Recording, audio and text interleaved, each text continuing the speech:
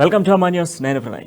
ఈరోజు మనతో పాటుగా ఒక గెస్ట్ ఉన్నారు. ఈయన ఉద్యమం నుంచి కూడా కేసీఆర్ వెంట ఉంటూ ఎల్లప్పుడూ అనునిత్యం కూడా కేసీఆర్ చెప్పినటువంటి మాటలను తూచా తప్పకుండా ఆచరిస్తూ ఏ నియోజకవర్గంలో ఎన్నిక వచ్చినా, ఒకవేళ ఉప ఎన్నిక వచ్చినా ఆయన అక్కడ ఉన్నాడు అంటే ఆ సీట్ ఖచ్చితంగా అధికార పార్టీదే. అంత నమ్మకం. ఇక కేసీఆర్ ఏ దిశానిర్దేశం చేసినా, ఎలాంటి కార్యక్రమాలు తీసుకోవాలనుకున్నా ఆయనతోనే ప్రారంభం. ఆయన ఎవరో కాదు, ప్రస్తుతం ఎమ్మెల్సీగా ప్రాతినిధ్యం వహిస్తూ ఉన్నారు. రైతు సమన్వయ అధ్యక్షుడు, చైర్మన్గా వహిస్తున్నటువంటి పల్లారాజేశ్వర రెడ్డి గారు మనతో ఉన్నారు. పల్లారాజేశ్వర రెడ్డి గారు నమస్కారం. నమస్కారం. సో ఎలా సాగుతుంది సార్ బీఆర్ఎస్ ప్రస్తావన? ఇప్పుడు దేశవ్యాప్తంగా విస్తరించబోతా ఉంది. ఎలా ఉంది? దేశ రాజకీయాల్లో బీఆర్ఎస్ అడుగు పెడతా ఉంది. ఇతర రాష్ట్రాలకు సంబంధించిన నేతలతో కూడా సంప్రదింపులు జరుపుతూ ఉన్నారు. సో ఇప్పుడు రాబోతున్నటువంటి ఎన్నికల్లో మరి ఏ విధంగా ఉండబోతా ఉంది? 2001 నుండి 14 వరకు టీఆర్ఎస్ పార్టీ ఉద్యమ పార్టీగా ఉన్నది. ఎప్పుడైతే తెలంగాణ సాధించుకున్న తర్వాత 2014 నుంచి వెళ్ళి 14లోనే ముఖ్యమంత్రిగా కేసీఆర్ గారు, ఆనాటి ఉద్యమ నేత, వారు ఖచ్చితంగా చెప్పారు, మేము ఇప్పటివరకు ఉద్యమ పార్టీ, ఇప్పటి నుండి పూర్తిగా రాజకీయ పార్టీగా మారుతున్నామని చెప్పారు. 2014 ఎలక్షన్లో మంచి మెజార్టీ ఇచ్చిండ్రు. ఆ తర్వాత 2018లో కూడా అద్భుతమైన మెజార్టీ వాళ్ళ ఇక్కడున్న తెలంగాణ ప్రజలు కేసీఆర్ గారికి ఇచ్చారు. కాబట్టి తెలంగాణ ఉద్యమం ఎందుకోసమైతే ఎందుకోసం సాధించినామో దాని ప్రకారమే ఇవాళ వాటి యొక్క 9 సంవత్సరంలో 2014-2023 వరకు భారతదేశంలో ఉన్న అన్ని రంగాల్లో కూడా ఇలా ముందంజలో ఉన్నాం. మీరు వ్యవసాయ రంగం, నేను రైతు బంధు సమితి అధ్యక్షంగా ఉన్నా. ఆనాడు 24 లక్షల మెట్రిక్ టన్నులు మేము ఎఫ్సిఐకి జోకితే గత సంవత్సరం 141 లక్షల మెట్రిక్ టన్నులు జోకినాం. ఇవాళ 1 కోటి ఎకరాలకు సాగునీళ్ళు ఇస్తామనుకున్నాం, ఇచ్చినాం. 30 లక్షల పంపు సెట్లకు ఉచిత విద్యుత్ ఇస్తూ ఉన్నాం. తర్వాత 70 లక్షల రైతులకు 65,000 కోట్ల రూపాయలు రైతు బంధు ద్వారా డైరెక్ట్గా అప్లికేషన్ లేకుండా ఇచ్చినాం. 1,00,000 మందికి రైతు బీమా ద్వారా ఇవాళ 5 లక్షల రూపాయలు వితిన్ నో టైం, అంటే 7-8 రోజుల లోపలనే వాళ్ళకి ఇస్తూ ఉన్నాం. కాబట్టి ఇవన్నీ ఇస్తున్న క్రమంలో వ్యవసాయ రంగానికి ఒక ఊతం ఇచ్చి భారతదేశంలోనే ఇవాళ నెంబర్ 1 పెట్టినాం. ఇలా మిర్చి పంటలో నెంబర్ 1.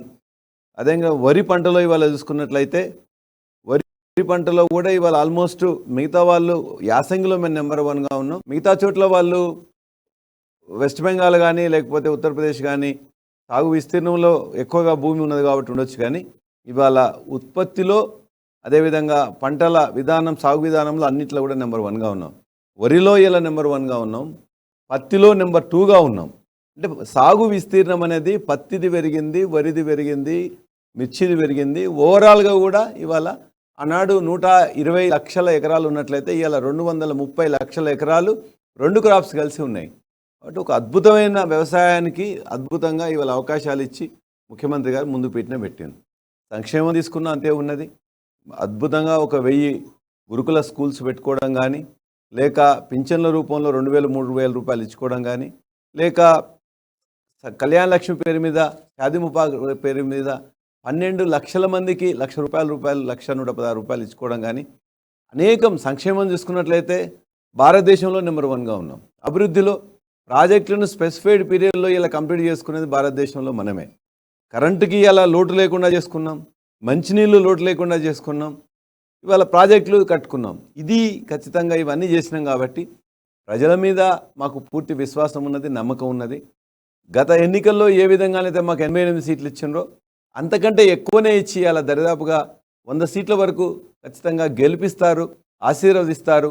వారి యొక్క తెలంగాణని ఇంకా బాగు చేసుకోవడానికి ముందు ఉంటారని చెప్పేసి నమ్మకం, విశ్వాసం కేసీఆర్ గారికి, బీఆర్ఎస్ పార్టీకి. ఎందుకంటే గత సంవత్సరం మేము ఇలా బీఆర్ఎస్ భారత రాష్ట్ర సమితిగా మారినాం. అయిన తర్వాత మాకు పూర్తి విశ్వాసంతో మేము ఉన్నాం. రెండో విషయం, భారత రాష్ట్ర సమితి అయిన తర్వాత ఇవాళ మా శ్రేణులందరూ కూడా క్లియర్గా ఎందుకు మనం తెలంగాణ మోడల్ సక్సెస్ అయింది కాబట్టి ఈ మోడల్ అన్ని రాష్ట్రాల్లో కావాలని ప్రజలు కోరుకుంటున్నారు. కాబట్టి ఇవాళ మహారాష్ట్రలో పోతే మీటింగ్ పెడితే 1,00,000 మంది పైన జనం రావడం అంటే మామూలు విషయం కాదు. ఇవాళ రూపులో టీవీలో వచ్చి టెక్నాలజీ పెరిగి ఒకళ్ళు రావాలంటేనే మీటింగ్కి ఇబ్బంది అవుతుంటుంది. అటువంటిది మేము ఎక్కడికి పోయినా, నాందేడ్లో మీటింగ్ పెట్టినాం, పక్కనే లోహాలో మీటింగ్ పెట్టినాం, నిన్న ఔరంగాబాద్లో మీటింగ్ పెట్టినాం. అసలు మనం అంటే ఎవరో తెలీదు, కేసీఆర్ అంటే ఎవరో పెద్ద తెలీదు. అయినా కూడా ఇలా సమస్యను ఎత్తుకున్న భారత రాష్ట్ర సమితి అట్నే కేసీఆర్ని చూసి లక్షలాది మంది సభలకు రావడం అంటే ఇలా ఔరంగాబాద్లో వాళ్ళందరూ కలిసి పెడితేనే దరిదాపుగా 20,000 30,000 మందితో మీటింగ్. ఒక అద్భుతమైన మీటింగ్ని ఇవాళ ఔరంగాబాద్ చరిత్రలో ఎప్పుడు జరిగినంత మీటింగ్ పెట్టినాం. కాబట్టి మా ప్రస్థానం అనేది తెలంగాణతో ఆగిపోదు. తెలంగాణకు ఖచ్చితంగా చేసుకుంటూనే మిగతా రాష్ట్రాలకు మేము ఖచ్చితంగా సాగిపోతూ ఉంటాం. కేసీఆర్ నినాదం అంతా కూడా దేశవ్యాప్తంగా కూడా రైతుల రాజ్యం రావాలి, రైతులకు తెలంగాణ రాష్ట్రంలో ఏ విధమైనటువంటి ఫెసిలిటీలు ఉన్నాయో ఇక్కడ ఉన్నటువంటి రైతు బంధు కావచ్చు, రైతు బీమా లాంటి పథకాలు ఇవన్నీ కూడా దేశవ్యాప్తం చేయాలి అనేది కేసీఆర్ చెప్తా ఉన్నారు. బట్ మీకు అపోజిషన్ పార్టీస్ మాత్రం ఇక్కడ రాష్ట్రంలోనే ఏం చేస్తూ ఉన్నాడు కేసీఆర్ అని ప్రశ్నిస్తూ ఉంది. సో వాళ్ళని ధీటుగా కూడా ఈసారి ఎదుర్కోబోతున్నారా? మేము రైతులకు ఏం చేసినాం అని చెప్పేసి వాళ్ళు అడుగుతున్నారంటే వాళ్ళందరూ కూడా అనాలోచితంగా, లేకపోతే అసత్యాలు అబద్ధాలు మాట్లాడడం, లేకపోతే ఉన్నదాన్ని గమనించకపోవడం. వాళ్ళను మేమెందుకు వాళ్ళ యొక్క గ్రామానికి వెళ్ళమని చెప్పండి. 2014లో ఆ ఊర్లో సాగు విస్తీర్ణం ఎంత ఉన్నది, లేకపోతే వాళ్ళ చెరువులు ఎట్లా ఉన్నాయి, కాలువలు ఎట్లా ఉన్నాయి, ప్రాజెక్ట్ నీళ్ళు ఎట్లా వచ్చినాయి, పంట ఆనాడు కూడా పంట ఎంత పండింది, ఇవాళ ఎంత పంట పండుతుంది, ఈ విషయాలు ఖచ్చితంగా వాళ్ళని తెలుసుకోమంటే సరిపోతుంది కదా. మేము ప్రతి విలేజ్కి 12,730 ఉన్నాయి. 12,750 గ్రామ సీమల్లో ఇవాళ ఆ ఊర్లో నీళ్ళు ఎట్లా వస్తున్నాయి, కాలువలు కావచ్చు, చెక్ డ్యాములు కావచ్చు, చెరువులు కావచ్చు, ప్రాజెక్టులు కావచ్చు, 2014 కంటే ముందు వచ్చినాయా, ఇప్పుడు వస్తున్నాయా? 2, ఆనాడు బోర్లు ఎన్ని ఉన్నాయి, ఆ బోర్ల కరెంట్ ఎంత వచ్చింది, ఎన్ని గంటలకు వచ్చింది, ఇవాళ 24 గంటల కరెంటు, ఉచిత కరెంటు వస్తుందా రాలేదు? 3, ఆనాడు సాగు విస్తీర్ణం ఎంత, ఇవాళ సాగు విస్తీర్ణం ఎంత? 4, పండిన పంటని ఆనాడు ఎవడన్నా కొన్నడా, ఇవాళ మొత్తం 7,000 సెంటర్లో పెట్టి మేము కొంటున్నాం కదా. దేశంలో ఎక్కడైనా ఉన్నదా? దేశంలో ఉచిత విద్యుత్ 24 గంటలు ఇచ్చేది ఎక్కడైనా ఉన్నదా? దేశంలో ఇంత త్వరితగతిన ప్రాజెక్టులు కట్టింది ఉన్నదా? దేశంలో ఇవాళ కూడా పేపర్లో, అనేక పేపర్లో వచ్చింది, ఇవాళ జలాశయాలకు సంబంధించింది కానీ, చెరువులకు సంబంధించి కానీ దేశంలో నెంబర్ 1 అని. ఇవాళ పార్లమెంటులో మెచ్చుకుంటారు. సంస్థాగతంగా ఒక కేంద్ర ప్రభుత్వం యొక్క సంస్థలన్నీ కూడా మొత్తం కూడా బ్రహ్మాండంగా అవార్డులు ఇస్తారు. ఇక్కడ వాళ్ళేమో దాన్ని గమనించకుండా ఇక్కడున్న బీజేపీ కానీ మిగతా కాంగ్రెస్ కానీ తిడుతూ ఉంటారు. తిట్టే ముందు ఒక్కసారి గుండె మీద చేసుకుని ఆలోచించమండి. ఆనాడు ఎంత పంట పండింది, ఇవాళ ఎంత పంట పండుతుంది, మిగతా రాష్ట్రాలు ఎందుకు పండట్లేదు? కాబట్టి పర్ క్యాపిటల్ ఇన్కమ్ పెరుగుతుంది. వ్యవసాయం నుంచి వెళ్ళి జీడిపికి వచ్చే రేషియో ఏదైతే ఉంటుందో అది కూడా పెరుగుతుంది. ఇవన్నీ లెక్కలు పక్కాగా ఉన్నప్పుడు మమ్మల్ని ఊరికేనేదో తిట్టాలి కాబట్టి తిట్టుకోండి. ప్రజలు వాళ్ళ యొక్క అనుభవంలో ఉన్నది, స్వీయ అనుభవంలో ఉన్నది. వాళ్ళ కరెంటు వాళ్ళ స్వీయ అనుభవంలో ఉన్నది, వాళ్ళ ప్రాజెక్టులకు వెళ్ళి నీళ్ళు వచ్చేది స్వీయ అనుభవంలో ఉన్నది, పంటలు పండేది స్వీయ అనుభవంలో ఉన్నది. మేము అబద్ధాలు చెప్తే వాళ్ళు కూడా స్వీకరించారు కదా. ఇప్పుడు మేము చెప్పేది వాళ్ళు చెప్పేది ఏది కరెక్ట్ అని చెప్పేసి ప్రజలు ఖచ్చితంగా ఆలోచిస్తారు. రైతాంగానికి మేము ఏం చేసినాం అనేది వాళ్ళ యొక్క స్వీయ అనుభవంలో ఉంది కాబట్టి ఊరికనే తిట్టడానికి తిట్టొచ్చు తప్ప వాస్తవంగా మాత్రం ఖచ్చితంగా మేము చేసినాం, వాళ్ళకు అనుభవిస్తున్నారు. ఎస్, ఇప్పుడు మీరు రైతు సమన్వయ కమిటీకి చైర్మన్గా ఉన్నారు. అకాల వర్షాలు మనం 2 రోజుల నుంచి చూస్తూ ఉన్నాం, మరో 2 రోజుల పాటు కూడా వర్షాలు ఉన్నాయి. సో దాదాపు కొన్ని లక్షల ఎకరాలలో పంట నష్టపోతూ ఉన్నారు రైతాంగం. వడ్లు కానీ, ధాన్యం కానీ, మామిడి తోటలు కానీ నష్టపోతున్న సిచ్యువేషన్స్ ఉన్నాయి. వీటికి ఏం చేస్తూ ఉన్నారు? ప్రభుత్వం నుంచి ఎట్లాంటి ఫెసిలిటీలు కల్పిస్తూ ఉన్నారు? నేను రైతు బంధు సమితి అధ్యక్షునిగా ఉన్నా. ముఖ్యమంత్రి గారు నిత్యం తను ఒక సోషల్ మీడియా చూసినా కానీ, లేకపోతే తన దగ్గర ఉన్న ఈరోజు ఎంత పవర్ ఖర్చు అవుతుంది, ఎక్కడి నుంచి వస్తున్నది, ఈరోజు ఎకానమీ ఫైనాన్షియల్ పొజిషన్ ఏమున్నది, ఈరోజు ప్రాజెక్టులకు వర్షం ఎక్కడ పడుతున్నది, నీళ్ళు ఎంత వస్తున్నాయి, ఎంత తీయాలి అంటే వర్షం గురించి కూడా ప్రతినిత్యం కూడా 24 గంటల యొక్క అప్డేట్ అనేది ముఖ్యమంత్రి గారికి ఉంటుంది. ముఖ్యమంత్రి మేము ఎక్కడన్నా చూస్తామో చూడమో అని చెప్పేసి ఇమ్మీడియట్గా మాకు ఖచ్చితంగా చెప్తారు. ఇలా వర్షం పడ్డది ఏం చేయాలని చెప్పేసి. మనం మరపల్లిలో ఫస్ట్ వర్షం ఈ యొక్క సీజన్లో ఈ చెడగొట్టు వర్షాలు, లేకపోతే వడగండ్ల వానలు, ఈ అకాల వర్షాలు అనేది కూడా పర్టికులర్గా ఏప్రిల్ మాసంలోనే ఎక్కువ పడుతుంటాయి. కాబట్టి ముఖ్యమంత్రి గారు ఎప్పుడూ చెప్తున్నారు, ఈ అకాల వర్షాల నుంచి తప్పించుకోవడానికి మార్చి 30వ తారీఖు లోపల మన సీజన్ కంప్లీట్ కావాలి, కోతలు కొయ్యాలి, వడ్లు కానీ ధాన్యం కానీ మిగతా ఏదున్నా కూడా ఖచ్చితంగా కల్లాలకు చేరుకోవాలని చెప్పేసి అని చెప్తా ఉన్నారు. కాబట్టి ఇవాళ కూడా మాకు మొన్న మర్పల్లిలో మొదటిసారి ఉన్నట్లయితే ఇమ్మీడియట్గా అక్కడున్న వ్యవసాయ శాఖ మంత్రి నిరంజన్ రెడ్డి గారు, అదేవిధంగా సబితా ఇంద్రారెడ్డి గారితో కలిసి మొత్తం కూడా వెళ్ళినాం. ముఖ్యమంత్రి గారు స్వయంగా 4 జిల్లాలలో కూడా ఒకటే రోజు మార్నింగ్ పొద్దున బయలుదేరి అందరికి వెళ్ళిండ్రు. మామూలుగా ఇవాళ ఒక పంట నష్టపోతే ఇవాళ ఎన్డీఆర్ఎఫ్ అని ఉంటుంది, నేషనల్ డిజాస్టర్ రెస్పాన్స్ ఫండ్ అని. ఆ ఎన్డీఆర్ఎఫ్ కొంత ఫండ్ ఎస్డీఆర్ఎఫ్ కానీ ఇస్తుంది. ఆ ఎన్డీఆర్ఎఫ్ కానీ ఎస్డీఆర్ఎఫ్ కానీ కొన్ని మొత్తం కూడా రూల్స్ అండ్ రెగ్యులేషన్స్ పెట్టినాయి. దాని ప్రకారం ఇలా పంట నష్టపోయినట్లయితే మొక్కజొన్న అయితే 3,000 రూపాయలే ఉంటుంది. ఇవాళ వరి అయితే 5,500 ఉంటుంది. అదేవిధంగా మామిడి ఉన్నట్లయితే 7,800, 5,800 రూపాయలు ఉంటుంది. కానీ అనేక చోట్ల మొక్కజొన్న లాస్ అయిందని చెప్పి ఖమ్మంలో రైతులు చెప్తే, వరి లాస్ అయిందని చెప్పేసి నర్సంపేట ఇంకో ఏరియాలో కూడా చూసినట్లయితే, ఇవన్నీ చూసిన తర్వాతనే ముఖ్యమంత్రి గారు ఒక నిర్ణయం తీసుకొని ఇవాళ ఎన్డీఆర్ఎఫ్ చేయదు కాబట్టి మనమే మన ప్రభుత్వం నుంచి వెళ్ళి 10,000 రూపాయలు ఎకరానికి ఇవ్వాలని స్పెషల్ అసిస్టెన్స్ అని చెప్పి మొదలుపెట్టారు. దాన్ని ఇప్పటికే అంచనా వేసుకుంటే మొదటి దఫాలో 1,91,000 నష్టం జరిగిందని చెప్పేసి అంచనా వేసి చేశారు. దానికి మొత్తాన్ని కూడా ఇప్పటికే వాళ్ళ యొక్క రైతుల అకౌంట్లోకి డైరెక్ట్గా ఇక్కడి నుంచి వెళ్ళి ఒక 191 కోట్ల రూపాయలు పంపించాం. త్వరలో 2-3 రోజుల్లో లేకపోతే 1 వీక్లో పడిపోతుంది. రెండో విడత ఇప్పుడు ఏదైతే వర్షాలు పడుతున్నదో దీనికి సంబంధించింది కూడా ముఖ్యమంత్రి గారు సిఎస్ గారితో, అగ్రికల్చర్ సెక్రటరీ గారితో, మంత్రులతో మాట్లాడి మరలా కొత్త జీవో కూడా ఇష్యూ చేసిండ్రు. ఈ మధ్యకాలంలో నష్టపోయిన వాళ్ళందరినీ కూడా ఎన్యూమరేట్ చేసి వాళ్ళకు కూడా 10,000 రూపాయల చొప్పున ఎన్డీఆర్ఎఫ్లో లేదు, దేశంలో ఎక్కడా లేదు. ఒక్క ముఖ్యమంత్రి కేసీఆర్ గారు ఇక్కడ జరిగిన నష్టాన్ని ఖచ్చితంగా చూసుకొని ఇలా 10,000 ఇవ్వడం కూడా చాలా తక్కువనే. కానీ మనకు ఇలా అంతకంటే ఎక్కువ ఇచ్చే పరిస్థితి ప్రభుత్వం దగ్గర ఉండదు. కాబట్టి ఇలా నష్టపోయిన మొత్తం కూడా నష్టం మనం ఇవ్వలేము. కొంత ఎందుకంటే మళ్ళీ విత్తనాలకో, మళ్ళీ దున్నుకోవడానికో, మళ్ళీ ఎరువుల కోసమో కొంత లాభం, కొంత నష్టాన్ని కొద్దిగా పూడ్చే ప్రయత్నం అనేది రాష్ట్ర ప్రభుత్వం చేస్తున్నది. అందులో మొదటి విడత ఆల్రెడీ 191 కోట్లు పంపించినాం. రెండో విడత ఇప్పుడు మళ్ళీ కూడా అంచనాలు వేస్తున్నారు. ఇవాళ రేపు కూడా వర్షాలు ఉన్నాయని చెప్పేసి అన్నారు. ఇవాళనే ముఖ్యమంత్రి గారు రాత్రి వారి యొక్క సిద్దిపేట జిల్లాలో కూడా జరుగుతుందంటే ఇప్పుడు హరీష్ రావు గారు జిల్లా మంత్రి గారు మొత్తం కూడా పర్యటనలో ఉన్నారు. ఇవన్నీ 2-3 రోజులు అయిన తర్వాత మరలా అంచనా వేసి మొత్తం కూడా ఎక్కడెక్కడైతే నష్టపోయినో వాళ్ళందరికీ కూడా 10,000 ఎకరం చొప్పున దేశంలో ఎక్కడ లేని విధంగా డైరెక్ట్గా వాళ్ళ అకౌంట్లోనే ఈ ప్రభుత్వం వేస్తుంది. ఈ నెల 30న నూతన సచివాలయ ప్రారంభోత్సవాలు చేయబోతా ఉన్నారు. సో ఎలా ఉండబోతుంది? తొలిసారిగా కూడా సీఎం పదవిలోకి వచ్చిన తర్వాత 8 ఏళ్లలో ఒక నూతన సచివాలయాన్ని నిర్మించి తొలిసారిగా కూడా అన్ని సెక్టార్లను కూడా ఒకే సచివాలయంలో పెడుతున్నటువంటి నిర్మాణం. సో దీన్ని ఇతర పార్టీలు కొంత యాంటీగా చెప్పినప్పటికీ కూడా ఈ సీఎం కేసీఆర్ మాత్రం దీన్ని ఒక క్రియాశీలకంగా తీసుకొని ముందుకు తీసుకెళ్లారు. సో ఎట్టకేలకి ఫైనల్గా ఈ 30th ఓపెనింగ్ ఉంది. సో ఇప్పటి నుంచి ప్రజా సమస్యలన్నీ కూడా సచివాలయం నుంచి నెరవేరే ఛాన్సెస్ ఉన్నాయా? తెలంగాణ బడ్జెట్ దరిదాపుగా 2.7 లక్షల కోట్లు. ఈ బిల్డింగ్ కడితే నీ యొక్క తెలంగాణ సెక్రటరీకి అయితే ఎంత ఉంటుంది? 500 నుండి 600 కోట్ల రూపాయలు. అంటే ఏదైతే నిర్ణయాలు ప్రజల కోసం తీసుకోవాలనో ఆ ప్రజలకు నిర్ణయాలు తీసుకునే అధికార పీఠం అనేది ఒక అద్భుతంగా ఉండాల్సిన అవసరం ఉందా లేదా అని చెప్పేసి ఆలోచించాలి. చాలా కురచ మనుషులు, పిగ్మీలు, వాళ్ళందరూ కూడా చాలా చిన్నగా ఆలోచిస్తుంటారు. ముఖ్యమంత్రి కేసీఆర్ గారు తెలంగాణ తేవడంలో ఏ విధంగా ధైర్యం, ఒక విజన్తో తీసుకొని వచ్చిండ్రో ఇవాళ అన్నిటి నిర్మాణం కూడా ఇవాళ మీరు ఆ యొక్క సౌధం, పరిపాలనా సౌధం చూసినట్లయితే దానికి మన యొక్క రాజ్యాంగ నిర్మాత, రాజ్యాంగ రచయిత ఎవరైతే ఉన్నారో బిఆర్ అంబేద్కర్ గారు పేరు పెట్టుకోవడం కూడా చాలా గొప్ప విషయం. ఇవాళ మొత్తం కూడా హెడ్ ఆఫీసెస్ అన్నీ కూడా, హెడ్ ఆఫీసెస్ కాకుండా మొత్తం సెక్రటరియట్ మొత్తం కూడా ఇక్కడికి వస్తున్నారు. మంత్రులందరూ కూడా 30వ తారీఖు వరకు మొత్తం కూడా ఆసీనులు అవుతారు, అదే రోజు ఆసీన అవుతారు. ఖచ్చితంగా ఇది ఒక తెలంగాణ యొక్క షాన్, తెలంగాణ యొక్క కీర్తి, ఖ్యాతి మొత్తం కూడా పెంచే విధంగా ఇవన్నిటిని వారు ఒక మాట చెప్పిండ్రు. తెలంగాణ సెక్రటేరియట్ ఎక్కడైతే కట్టినమో దానికి లెఫ్ట్ సైడ్నే ఒక 125 ఫీట్ల ఇవాళ అంబేద్కర్ గారి విగ్రహం పెట్టుకున్నాం.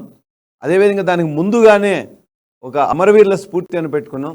కాబట్టి ప్రభుత్వంలో పనిచేసే ముఖ్యమంత్రి గారి దగ్గర నుండి, మంత్రుల దగ్గర నుండి సెక్రటరీలందరూ కూడా వారికి ఖచ్చితంగా ప్రతినిత్యం కూడా ఏదైతే సాధించుకున్నామో ఆ తెలంగాణ అమరుల స్ఫూర్తిగా తెలంగాణ సాధించుకున్నాం.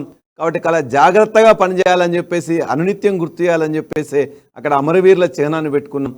ఆ చేసే పనిని కూడా ఏదైతే రాజ్యాంగ నిర్మాత ఎవరైతే ఉన్నారో అంబేద్కర్ గారు రచించిన దాన్ని తూచా తప్పకుండా పాటించాలని ఒకవైపున స్ఫూర్తినిచ్చే అమరులది, మరొక వైపున దీన్ని ఏ విధంగా చేయాలి, అమలు చేయాలనే దాంట్లో చట్టానికి లోబడి ఎవరికైతే బీదలకు, లేకపోతే అనాథలకు, లేకపోతే ఎవరికైతే బాధితులకు అందరికి కూడా చెందాలను, అక్కడ ఎటువంటి తప్పు చేయకూడదని చెప్పేసి అంబేద్కర్ గారి ఒకవైపు సాక్షిగా, అమరవీరుల స్తూపం సాక్షిగా ఈ యొక్క పరిపాలన అద్భుతంగా సాగుతుంది. అద్భుతమైన భవనాన్ని ఇలా ఇచ్చడమే కాకుండా అద్భుతంగా ఇవాళ ఇప్పటి నుండి కూడా ఇప్పటిదాకా సాగింది కొనసాగుతుందని చెప్పేసి మేము భావిస్తున్నాం. రైట్. అంటే దేశాన్ని ముందుకు తీసుకెళ్ళాలి, దేశ రైతాంగాన్ని కాపాడాలి అనేది కేసీఆర్ నినాదం. అయితే కాంగ్రెస్ పార్టీని మొత్తం స్క్రీన్ షిప్ చేసింది కూడా బీఆర్ఎస్ పార్టీ అనేది టాక్. దీనికి మీరేం చెప్తారు సమాధానం? ఇక్కడ 119 సీట్లు ఉన్నాయి. 119 సీట్లు ఉన్నప్పుడు దరిదాపుగా మనకు 65 సీట్లు ఉన్నట్లయితే సరిపోతుంది. కానీ ఒకప్పుడు కాంగ్రెస్ పార్టీ, ఈనాడున్న బీజేపీ కూడా మనకి అలా పవర్లో కొద్దిగంత ఏమాత్రం కొద్దిగంత తక్కువ ఉన్నా కూడా దగ్గర ఇప్పుడు 65-70 ఉన్నా కూడా దీన్ని ఎట్లయినా చేసి డిస్టర్బ్ చేయాలని చెప్పేసి పవర్తోని ఈనాడున్న బీజేపీ ప్రభుత్వం చాలా దుర్మార్గంగా ఆలోచిస్తుంది. అంతకుముందున్న కాంగ్రెస్ ప్రభుత్వం కూడా చేస్తున్నది. అంటే ముఖ్యమంత్రి గారు ఇవాళ ఎవరైతే పార్టీలుగా వచ్చి జాయిన్ అవుతారో మనం చేర్పించుకున్నాం, చట్ట ప్రకారం ఏ విధంగా చేయాలో చేసుకున్నాం. ఇవాళ తెలంగాణని బాగు చేసుకునే క్రమంలో అందరు వ్యక్తులు, సంస్థలు, పార్టీలు అందరూ కూడా ఎవరైతే ముందుకు వచ్చినో వాళ్ళందరినీ కూడా తీసుకున్నాం. చాలాసార్లు మేము అడిగినాం, సార్ మీరు వాళ్ళు తిడుతున్నారు కదా, ఇవాళ కూడా తిట్టిండ్రు కదా, వాళ్ళు మళ్ళీ పార్టీలోకి వస్తుంటే ఎందుకు సార్ అని చెప్పేసి అడిగేది. ఎవరిని తిట్టిండ్రా అన్నాడు. సార్ మిమ్మల్ని తిట్టిండ్రా, మరి నన్ను తిడితే నాకు లేదు నీకెందుకే అని చెప్పేసి కూడా అన్నారు. అంతేకాకుండా ఎందుకు అంతగా అంటే పంటి బిగున బాధను భరిస్తూ కూడా అని చెప్పేసి చెప్పుకోవచ్చు. ఆయన్నే ఇష్టం వచ్చినట్టు తిడతా ఉంటారు. కానీ వాళ్ళు తెలంగాణ యొక్క దానికోసం అని చెప్పేసి అన్నప్పుడు ఆయన చాలా పెద్ద మనసు తీసుకుని వాళ్ళందరినీ కూడా ఇలా ఆహ్వానించారు. ఇప్పుడు వాళ్ళందరూ కూడా ముఖ్యమంత్రి గారిని తిట్టి తప్పు చేసిన వాళ్ళు ఫీల్ అవుతుంది తప్ప నువ్వు ఎందుకు తిట్టినావని ఎప్పుడు కేసీఆర్ గారే. కాబట్టి ఒక సుస్థిరమైన పాలన కోసం తెలంగాణలో వీళ్ళని ఎవరిని డిస్టర్బ్ చేయవద్దని కోసం ఇలా 104 మంది ఎమ్మెల్యేలు 119లో 7 ఖచ్చితంగా మా మిత్రపక్షం అనే చెప్పుకోవచ్చు. వారు గెలిచినా కూడా 111 మంది దేశంలో ఎక్కడా లేదు. 34 మంది 40 మందిలో ఎమ్మెల్సీలు, 32కి 32 జెడ్పీ చైర్మన్లు. ఇవాళ 141లో దరిదాపుగా 132 మంది మున్సిపల్ చైర్మన్స్, కార్పొరేషన్ చైర్మన్స్. అద్భుతమైన వెర్డిక్ట్ అనేది ఇలా బీఆర్ఎస్ పార్టీకి వచ్చింది. ఆ యొక్క సుస్థిరత కోసమే కేసీఆర్ గారు ఏ నిర్ణయం తీసుకున్నా, అది కాంగ్రెస్ పార్టీ కావచ్చు, బీజేపీ కావచ్చు, ఎవరు వచ్చినా చట్టబద్ధంగా మా దానిలో చేసుకోవడానికి మాకు హక్కు ప్రకారం, రాజ్యాంగం ప్రకారం, చట్టం ప్రకారం తెచ్చుకుంటాం. సో ఒకవైపు ఎన్నికల సమయం దగ్గర పడతా ఉంది. కొన్ని నియోజకవర్గాల్లో మీ పార్టీకి సంబంధించినటువంటి అభ్యర్థులు పోటీ పడతా ఉన్నారు. ఒకరంటే ఒకరు సీట్ల కోసం వెంటబడతా ఉన్నారు. సో ఎగ్జాంపుల్ మీ నియోజకవర్గమైన స్టేషన్ గన్పూర్ చూసుకున్నప్పటికీ కూడా అక్కడ ఇద్దరు వ్యక్తులకు సంబంధించిన ఇష్యూ రేజ్ అవుతా ఉంది. సో వీటన్నిటిపై ఫోకస్ పెంచుతూ ఉన్నారా? మరి ఎక్కడ మీరు ఇన్ఛార్జిగా ఉన్నప్పటికీ ఆ పార్టీ అక్కడ గెలిపించినటువంటి సీట్లు ఉన్నాయి. దాదాపు ఎక్కడ చూసినా మెజారిటీ. మునుగోడు చూడండి, మనం చూసుకుంటే మన అనేక సందర్భాలలో కూడా మీరు గెలిపించినటువంటి ప్రాంతాలని. సో ఇట్లాంటి ఉన్నటువంటి ప్రాంతాలలో వాళ్ళని ఇతర పదవులకు కానివ్వండి, లేకపోతే వాళ్ళని సర్దుమణిగేటువంటి ప్రయత్నం చేస్తుందా? ఒకటి కేసీఆర్ గారు యొక్క చరిస్మాతో, కేసీఆర్ గారి విధానాలతో, కేసీఆర్ గారి నాయకత్వంలో తెలంగాణ సాధించడం కానీ మిగతా అన్నిట్లోనే ఈ యొక్క ఓట్లు రావడం కానీ ఉంటుంది. అందులో మేమందరం చిన్న టూల్స్ మాత్రమే. నేను కానీ మరొకరు కానీ ఒక ఆర్గనైజేషన్ను క్రమశిక్షణాయుతంగా ఒక ఆర్గనైజ్డ్ ఫామ్లో పెట్టడం తప్ప మరొకటి కాదు. ఒకటి వారు మాకు అవకాశం ఇచ్చినందుకు మేము ధన్యవాదాలు తెలియజేయాలి, అంతే తప్ప నాలాగే పనిచేసే వాళ్ళు పార్టీలో చాలామంది ఉన్నారు. రెండవ అంశం, స్టేషన్ గన్పూర్ లాంటి నియోజకవర్గం చాలా సంవత్సరాల నుంచి కూడా అది పార్టీకి మొదలు 2004లోనే మొట్టమొదటిసారి కూడా టీఆర్ఎస్ పార్టీ అనుకున్నప్పుడు కూడా మొట్టమొదటిసారి గెలిచిన సీటు. ఇవాళ కూడా ఎవరు బీఆర్ఎస్ పార్టీ తరఫున పోటీ చేసినా కూడా గెలిచే సీటు ఖచ్చితంగా స్టేషన్ గన్పూర్. మూడో పాయింట్, మీరు చెప్పినట్టు పోటీలు ఇలా పడుతున్నారు, ఇతరుల దానిలో ఎవరికి అసలు అభ్యర్థులు కరువు అంటేనే మన యొక్క విజయం అనేది ఖాయమైపోయింది. విజయం ఖాయమైన సందర్భంగా ఎవరికి బాగా సర్వేలో వస్తుందో అదే ముఖ్యమంత్రి గారు నిర్ణయిస్తారు. ఒకటి. రెండో పాయింట్, ఒకవేళ ఇద్దరు కూడా బాగా గట్టిగా ఉన్నట్లయితే వాళ్ళు మిగతా వాళ్లకు ఎమ్మెల్సీగాను, ఎంపీగాను ఇంకో అవకాశం ఇస్తారు. చాలాసారి మొన్న 7 మాత్రమే చేంజ్ చేసిండ్రు, 7 చోట్ల గెలిచిండ్రు. గెలిచిన చోట్ల మిగతా వాళ్ళందరికీ కూడా, ఓడిపోయిన వాళ్ళకు కూడా అవకాశం ఇచ్చి అలా చేసుకున్నాం. ఖమ్మం ఉన్నది, మా ఎమ్మెల్యేగా ఓడిపోయిన కమల్ రాజ్ జెడ్పీ చైర్మన్గా ఇచ్చుకున్నాం. అదే కొత్తగూడెంలో ఇల్లందులో ఓడిపోయిన కనకయ్య గారు జెడ్పీ చైర్మన్గా చేసుకున్నాం. అదేవిధంగా బాల్క సుమన్ గారి దగ్గర వారు సీట్ ఇవ్వలేకపోయినాం, బట్ జెడ్పీ చైర్మన్ చేసుకున్నాం. అట్లానే మా సుధీర్ రెడ్డి గారు గట్కేసర్లో వారికి సీటు ఇవ్వలేకపోయినా పార్టీ ప్రధాన కార్యదర్శి తెలుసుకొని అదేవిధంగా మరలా వారికి వేరే ఒక సీటు ఏది వారి కొడుక్కి సత్యచంద్రారెడ్డి గారికి జెడ్పీ చైర్మన్ ఇచ్చుకున్నాం. నాయకులు అనేది చాలామంది చేరింది కాబట్టి ఇలా బారాసా పార్టీ పిక్కుటంగా ఉన్నది, చాలా టైట్గా ఉన్నది, పోటీ ఎక్కువైనది. అంటేనే మా యొక్క విజయం అనేది ఖచ్చితంగా అక్కడ తెలిసిపోతుంది. ఇతరులకు వ్యక్తులు లేరు, మాకు వ్యక్తులు ఎక్కువైపోయారు, క్యాండిడేట్స్ ఎక్కువైపోయారు. కాబట్టి వాటన్నిటినీ ముఖ్యమంత్రి గారు ఒక పద్ధతిగా ఖచ్చితంగా నిర్ణయం తీసుకుంటారు, అందరినీ సెట్ చేస్తారు. ఎవరైతే పార్టీలో ఎలక్షన్ కాబట్టి ఎలక్షన్లో విన్నబిలిటీ ఇస్ ద ఫ్యాక్టర్. ఎవరు గెలిస్తే, ఎవరైతే క్యాండిడేట్ గెలుస్తారో, మంచిగా గెలుస్తారో అనుకుంటున్నారో వారికే ఇస్తారు. ఆ తర్వాత మిగతా వాళ్ళని కూడా పార్టీ వదులుకోదు, వాళ్ళకు కూడా సముచితమైన స్థానం కల్పిస్తుంది. ఎస్. ఈ మధ్యకాలంలో ఒక సోషల్ మీడియాలో ఒక వార్త వస్తుంది, అంటే రాబోయే ఎన్నికల్లో, అసెంబ్లీ ఎన్నికల్లో పల్లా రాజేశ్వర రెడ్డి కూడా నిలబడబోతున్నాడు అని చెప్పేసి. సో ఆ ఛాన్స్ ఉందా? నిజంగానే పల్లా రాజేశ్వర రెడ్డి ఎన్నికల్లో నిలబడబోతున్నారా? నేను ఎమ్మెల్సీగా నాకు ఇంకా 4 సంవత్సరాలు ఉన్నది. మొత్తం 3 ఉమ్మడి జిల్లాల యొక్క 34 నియోజకవర్గాల్లో ఉన్న పట్టభద్రులందరూ కూడా నన్ను గెలిపించారు. నేను మళ్ళా ఎన్నికలకు ఎమ్మెల్యేగా పోవాల్సిన అవసరం ఉందని చెప్పి నేను భావించట్లే. పార్టీగా భావించి ఎక్కడైనా పోటీ చేయమని ఎమ్మెల్యే కానీ, ఎంపీ కానీ, ఎమ్మెల్సీ కానీ, నాకు ఎమ్మెల్సీ కూడా నాకు ఇష్టమని కూడా నేను చేయలే. కానీ ఆనాడు ఉన్న అవసరాల రీత్యా పార్టీ పోటీ చేయమన్నది కాబట్టి చేసిన. ఇవాళ కూడా పార్టీ నాకు ఇంకా 4 సంవత్సరాలు ఉంది, చేయాల్సిన అవసరం కానీ ఎట్టి పరిస్థితుల్లో లేదు, చేయాలనే ఆలోచన కూడా నాకు లేదు. కానీ పార్టీ శాసిస్తే ఎక్కడ ఏ దానికి పోటీ చేయమన్నా పోటీ చేస్తా, లేదు ఈ పని చేయాలని చెప్పి ఇన్ఛార్జ్కి ఇస్తే అదే పని చేస్తా. అంతే తప్పని కేసీఆర్ గారి మీద 100% విశ్వాసంతో ఉన్నా, వారు ఏది చెప్తే అది మాత్రం చేస్తా తప్ప నా వ్యక్తిగత ఆశలు కానీ, వ్యక్తిగత ఆలోచనలు కానీ ఈ పార్టీలో ఇంప్లిమెంట్ చేయడానికి ఎప్పుడు కూడా ప్రయత్నించాను. గత వారం రోజుల నుంచి మనం చూస్తూ ఉన్నాం, జేసీ దివాకర్ రెడ్డి లాంటి వారు రాయల్ తెలంగాణ 2 జిల్లాలను కలుపుకోండి మీ దాంట్లో అని చెప్పేసి ఒక నినాదాన్ని తీసుకొని వస్తూ ఉన్నారు. సో దీన్ని బీఆర్ఎస్ పార్టీ అంగీకరిస్తుందా?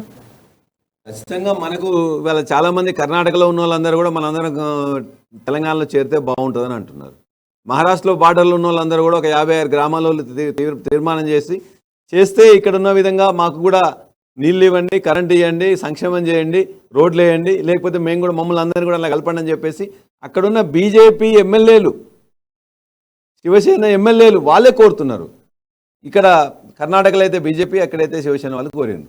ఇక్కడ కూడా తెలంగాణలో భాగం కావాలి, తెలంగాణతో సఖ్యతగా ఉండి వాళ్ళందరికీ కూడా వాళ్ళకి కావాల్సిన అన్ని కూడా చేకూర్చుకోవాలని చెప్పేసి అనుకున్నప్పుడు పార్టీ ఖచ్చితంగా కేసీఆర్ గారు ఆలోచిస్తారు. అందులో తప్పేమున్నది? వాళ్ళు ఒకవేళ కోరినట్లయితే తెలంగాణతో పాటు మేము కూడా బాగా ఉంటున్నాం అని చెప్పేసి వాళ్ళు భావిస్తే తెలంగాణ విధానాలకు నష్టం కలగకుండా వాళ్ళకు కూడా చేయాలనుకున్నప్పుడు ఖచ్చితంగా చేస్తాం. ఓకే. సో ఇప్పుడు ఫైనల్గా మొన్న కర్ణాటక ఎన్నికల్లో కూడా బీఆర్ఎస్ పార్టీ పోటీ చేస్తుంది అన్నటువంటి ఒక వార్త వినబడింది. ఆఫ్టర్ దట్ మళ్ళీ కుమారస్వామి ఆయన అభ్యర్థులను ప్రకటించాడు. సో ఆఫ్టర్ దట్ ఇప్పుడు ఏంటి కర్ణాటకకు బీఆర్ఎస్ పార్టీకి సంబంధించినటువంటి కర్ణాటకలో పోటీ చేస్తారా చేయరా అని చెప్పేసి అనేక వార్తలు వచ్చినాయి. పోటీ చేస్తామని కానీ పోటీ చేయమని కానీ మేము ఏనాడు కూడా మా పార్టీ తరఫున కానీ కేసీఆర్ గారు కానీ ప్రకటించలేదు. ఒక పోటీ చేసేటప్పుడు ఖచ్చితంగా ఒక భూమిక ఏర్పాటు చేసుకుని వెళ్లాల్సి వస్తుంది. ఇలా మహారాష్ట్రలో మేము ప్రతి గ్రామాన కూడా వెళ్తున్నాము. 45,000 గ్రామాలు ఉన్నాయి అక్కడ. అన్ని గ్రామాలు కూడా మేము విస్తరించే ప్రయత్నం చేస్తున్నాం. మా మెంబర్షిప్ చేయబోతున్నాం, మా కమిటీలు వేయబోతున్నాం, మా విధానాలు ఏంటని చెప్పేసి వాళ్ళందరూ కూడా తెలుసు కాబట్టి ఇంకా గట్టిగా చెప్పబోతున్నాం. ఒక భూమిక ఏర్పాటు చేసుకుని ఆ తర్వాతనే పోటీ చేయడం అనేది, ఆర్గనైజేషన్ ఎట్లా చేయాలనేది ముఖ్యమంత్రి గారికి దిట్ట. కాబట్టి కర్ణాటకలో ఎలక్షన్ రాగానే ఇమీడియట్గా ప్రతి దగ్గరికి ఎలక్షన్ పోయి చేయాలనే ఆలోచన ఎప్పుడు కేసీఆర్ గారికి, భారత పార్టీకి ఉండదు. ఖచ్చితంగా ఇవాళ మాకు మిత్ర పార్టీ ఇవాళ కుమారస్వామి గారు జేడీఎస్ కాబట్టి వారికి గెలవాలని కోరుకుంటాం. వారికి ఓట్లు వేయాలని చెప్పి కూడా మాకు సంబంధించిన వాళ్ళు ఎవరైనా ఉన్నట్లయితే వారికి కూడా మద్దతు ఇవ్వాలని చెప్పేసి మేము చెప్తాం. అంతే తప్ప మేము పోటీ చేయాలని ఏనాడు అనుకోలేదు.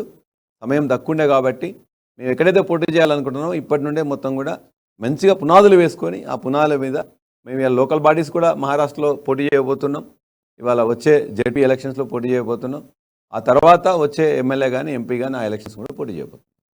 ఇప్పుడు అసెంబ్లీ ఎన్నికలు వస్తూ ఉన్నాయి. ఈ అసెంబ్లీ ఎన్నికల్లో బీజేపీ పార్టీ చెప్తా ఉంది ఈసారి ఖచ్చితంగా అధికార బీఆర్ఎస్ పార్టీ ఓడిపోతుంది, 90 స్థానాల్లో బీజేపీ గెలుస్తుంది అని చెప్పేసి చెప్తా ఉన్నారు. 90 స్థానాల్లో వాళ్ళకి కనీసం డిపాజిట్ వస్తే మేము గొప్పగా చెప్పుకోవచ్చు.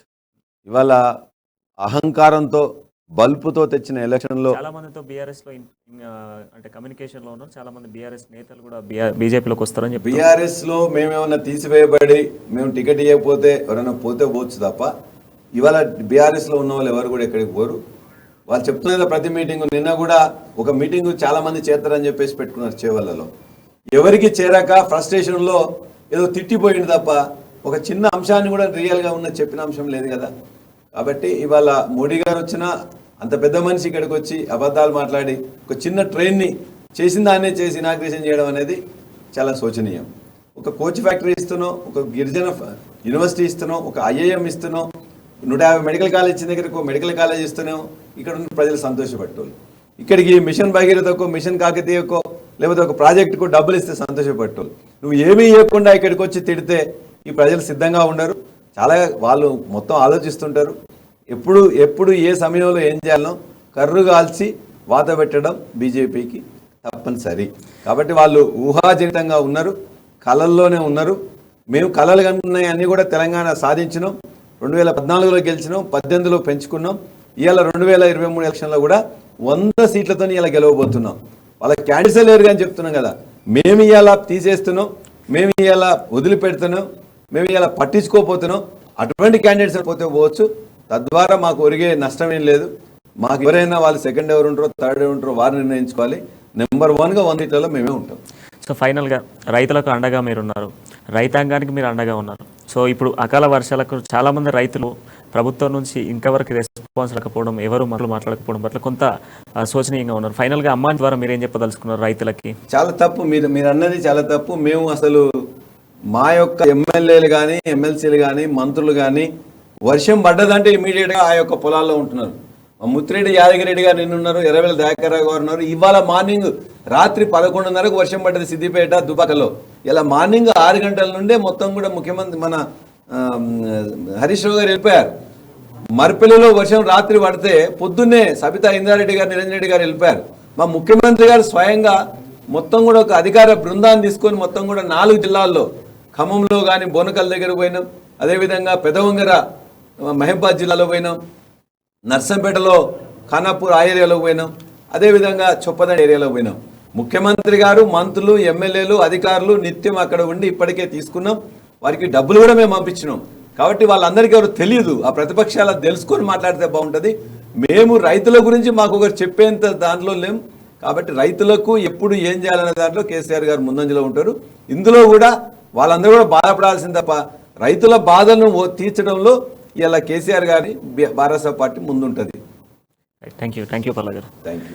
సో ఇది పల్లా గారితో మరో చిట్చాట్తో మళ్ళీ కలుద్దాం. అంటే నేను చూస్తూ ఉండండి అమ్మా న్యూస్, జనం కోసం నిజం కోసం.